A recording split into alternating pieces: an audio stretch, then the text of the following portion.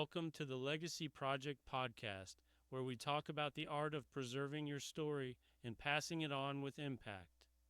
I'm your host, Don Fessenden, and today we're stepping into an important crossroad for every storyteller who's thinking about turning their words into a book.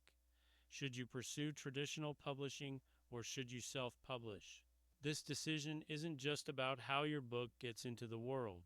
It's about your goals, your values, and your voice. Both paths have their pros and cons, and today we'll walk through them together. So whether you've finished your manuscript, are just getting started, or are dreaming of holding your story in your hands one day, this episode will help you make a more informed and confident choice. Let's get started. Let's begin with traditional publishing. This is the route many writers think of first. Signing with a publishing house, seeing your book on shelves, working with a professional editor, and having a team behind you. In this model, you typically submit your manuscript, or even just a book proposal, to a literary agent. That agent, if they believe in your work, then pitches it to publishers. If a publisher picks it up, they pay for editing, cover design, printing, and distribution. It sounds like the dream, and for many it is. But it's not without its challenges. Traditional publishing can be a long, competitive process. You'll need patience, persistence, and often a thick skin for rejection. But if your goal is widespread distribution, credibility, and professional polish, it can be a powerful path. It's especially valuable for authors who want their book in bookstores, libraries, or academic institutions. Now let's talk about self-publishing, a path that has grown in legitimacy and popularity over the last decade. When you self-publish, you are the publisher. That means you retain control over every aspect of your book, your timeline, your cover design, your content, and your price. You also keep a larger share of your royalties.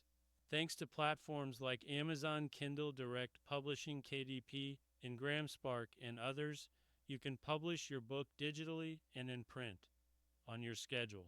But here's the key difference. You're responsible for everything.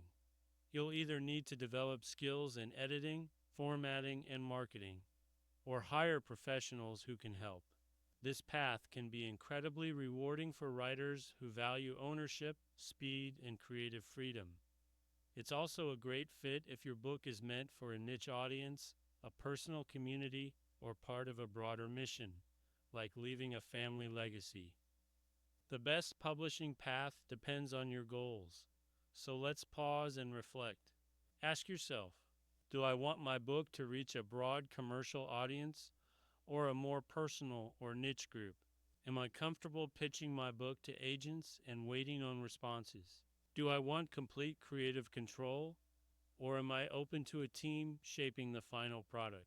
Am I ready to invest time and possibly money into publishing, or do I want someone else to handle those parts?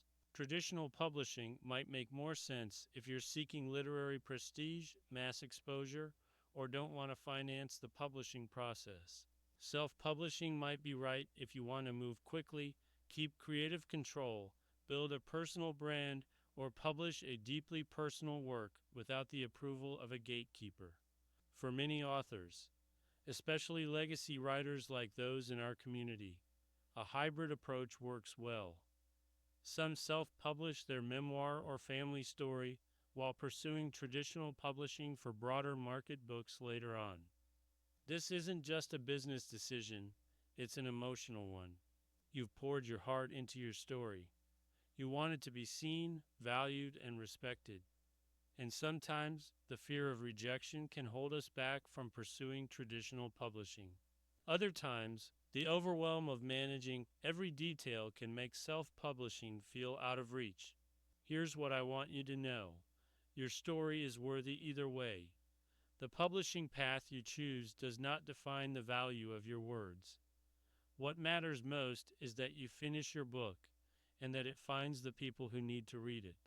Whether you choose a publisher, build your own path, or find something in between, the real power is in your decision to share your story. If you're leaning toward traditional publishing, Start researching literary agents who represent your genre. Learn how to write a compelling query letter. Be prepared for the long game. If you're leaning towards self-publishing, start building your support team. An editor, a cover designer, a formatter, maybe even a coach. Begin exploring publishing platforms and learn what it takes to launch. And remember, you don't have to decide today. You just have to keep moving. Keep writing. Keep believing that your story has a place in the world.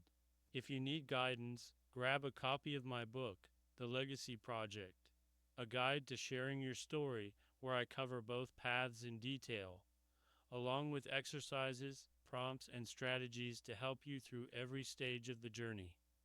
As we wrap up today's episode, I want to leave you with this thought. The publishing world is changing. The rules are evolving. But one truth remains: stories still matter, and your story deserves to be told.